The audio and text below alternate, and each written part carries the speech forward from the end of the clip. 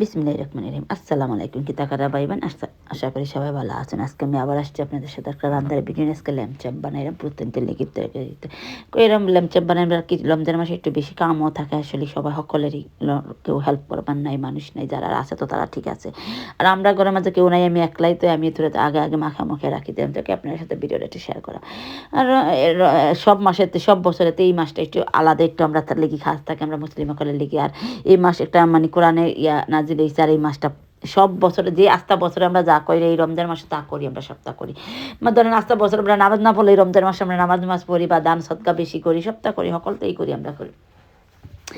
মানে দান তো করি আমরা, ঠিক আছে, আমরা দুনিয়ারে দান করতে পারি, কিন্তু আমরা একটা জিনিস ভুলি যাই অনেক সময়।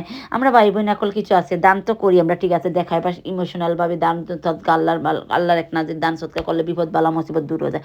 কিন্তু আমরা দেখা যায় দান করি বাড়ার বাইরে, কিন্তু ঘরের বাড়িতে তো আমরা কিছু করি না।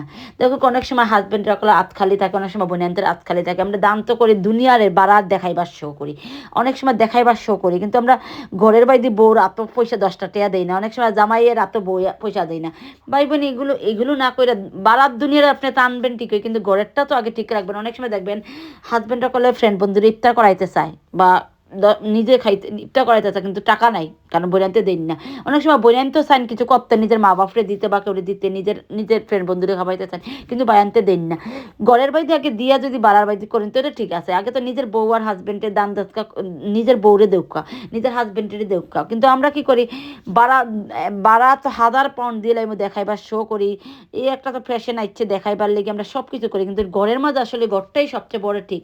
আপনার ঘরের মূল যদি গোড়ারা যদি ঠিক না থাকে তো বাড়ার দুনিয়া আপনি কইরা কোনো লাভ পাইতেন না। আল্লাহর কাছে ভালো হইতে চান না, আল্লাহর কাছে ভালো হইতে সবাই আগে যে আমার হাজব্যান্ডের লগে ভালো টেকে কথা বলুক, ওয়াইফের লগে ভালো টেকে কথা কোক, নাইসলি একটা লাভ করুক। আল্লাহ কইছেন আপনারা দুনিয়াটা দাম দিলে আমি আপনারা তোমার ভালো পাইমু না।